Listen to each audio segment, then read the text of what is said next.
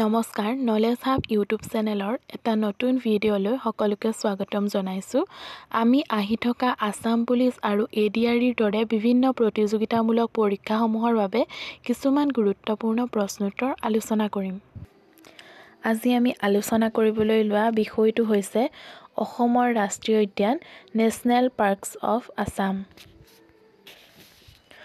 আজি আমি অসমৰ কাজিৰঙা ৰাষ্ট্ৰীয় উদ্যানৰ বিষয়ে কিছু কথা আলোচনা কৰিম।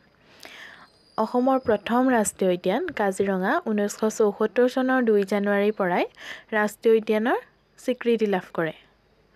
ইয়াৰ মুঠ মাটিকালি হৈছে 858.98 বৰ্গ কিলোমিটাৰ। পৃথিৱীৰ এটা খৰ্গ থকা গড়ৰ প্ৰায় 90% গড় কাজিৰঙা ৰাষ্ট্ৰীয় উদ্যানত বাস কৰে। 1985 চনত ইউনেস্কোই কাজিৰঙাক বিশ্ব ঐতিহ্য ক্ষেত্ৰৰ স্বীকৃতি প্ৰদান কৰে। 2007 চনৰ 3 আগষ্টৰ পৰা কাজিৰঙাক ভাৰতৰ ব্যাঘ্ৰ প্ৰকল্পৰো অন্তৰ্ভুক্ত কৰা হৈছে। আমি এতিয়া অসমৰ দ্বিতীয়খন ৰাষ্ট্ৰীয় উদ্যান মানাহ ৰাষ্ট্ৰীয় উদ্যানৰ কিছু আভাস ল'ম। মানাহ অসমৰ দ্বিতীয়খন ৰাষ্ট্ৰীয় উদ্যান। অসমৰ উত্তৰ প্ৰান্তৰ বাক্সা জিলাৰ অসম-ভূটান সীমান্তত এই ৰাষ্ট্ৰীয় উদ্যানখন অৱস্থিত। ৰাষ্ট্ৰীয় উদ্যানখনৰ মুঠ মাটিকালি প্ৰায় 500 বৰ্গ কিলোমিটাৰ। 1973 চনত লুপ্তপ্ৰায় ঢেকীয়াপতীয়া বাঘৰ সংৰক্ষণৰ বাবে ৰাষ্ট্ৰীয় উদ্যানখনক ব্যাঘ্ৰ প্ৰকল্প হিচাপে স্বীকৃতি দিয়া হয়। ইউনেস্কোয়ে 1985 চনতেই মানাহক বিশ্ব ঐতিহ্য ক্ষেত্ৰৰূপে ঘোষণা কৰে। এতিয়া আমি অসমৰ পূব প্ৰান্তৰ ডিব্ৰুগড় আৰু তিনিচুকীয়া জিলাৰ অন্তৰ্গত ডিব্ৰু-চৈখোৱা ৰাষ্ট্ৰীয় উদ্যানৰ বিষয়ে আলোচনা কৰিম।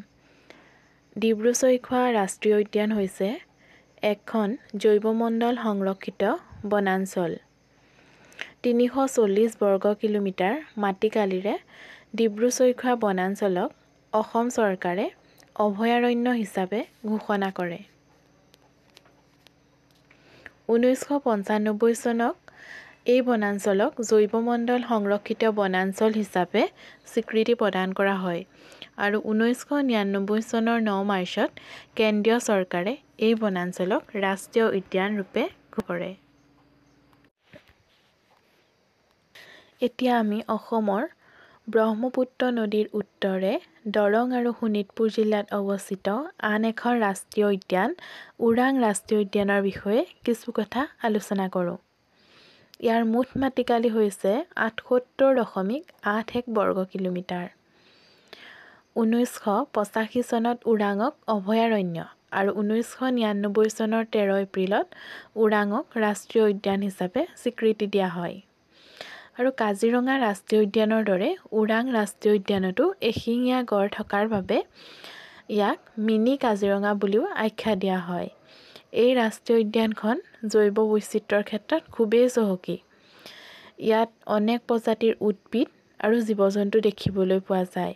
এই জীৱ-জন্তু আৰু উদ্ভিদসমূহৰ ভিতৰত এশিঙীয়া গড়, নলগাহৰি, হাতী, বুঢ়া ম'হ, ঢেকীয়াপতীয়া বাঘ আদি প্ৰধান।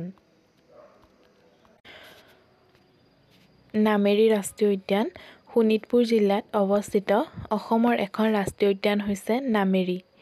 ইয়াৰ মাটিকালি প্ৰায় 200 বৰ্গ কিলোমিটাৰ। 1998 চনৰ 15 নৱেম্বৰক ইয়াক ৰাষ্ট্ৰীয় উদ্যান হিচাপে ঘোষণা কৰে আৰু 2000 চনৰ 1 মাৰ্চৰ পৰা নামেৰিক ৰাষ্ট্ৰীয় উদ্যানক ভাৰতৰ ব্যাঘ্ৰ প্ৰকল্পৰ অন্তৰ্ভুক্ত কৰা হয়। এইবাৰ আমি অসমৰ ষষ্ঠখন ৰাষ্ট্ৰীয় উদ্যান ৰাইমনা ৰাষ্ট্ৰীয় উদ্যানৰ বিষয়ে আলোচনা কৰিম। কোকৰাঝাৰ জিলাৰ গোসাইগাঁও মহকুমাত এই ৰাষ্ট্ৰীয় উদ্যানখন অৱস্থিত। 2021 চনৰ 9 জুনৰ এক চৰকাৰী নিৰ্দেশনাত পূৰ্বৰ সংৰক্ষিত বনাঞ্চলক ৰাষ্ট্ৰীয় উদ্যান হিচাপে ঘোষণা কৰা হয় আৰু এই ৰাষ্ট্ৰীয় উদ্যানখনৰ মুঠ মাটিকালি 422 বৰ্গ কিলোমিটাৰ।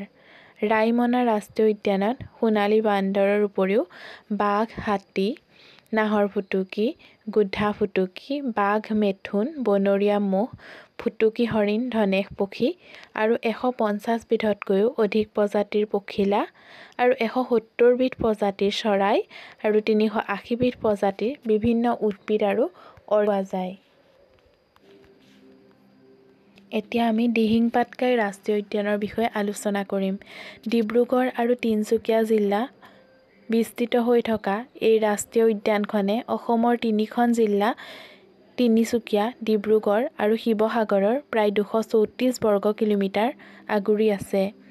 2004 চনৰ 13 জানুৱাৰীত দিহিং পাটকাইক বন্যপ্ৰাণী অভয়াৰণ্য হিচাপে স্বীকৃতি প্ৰদান কৰা হয় আৰু 2021 চনৰ 15 জুনত চৰকাৰে ইয়াক ৰাষ্ট্ৰীয় উদ্যান হিচাপে ঘোষণা কৰে।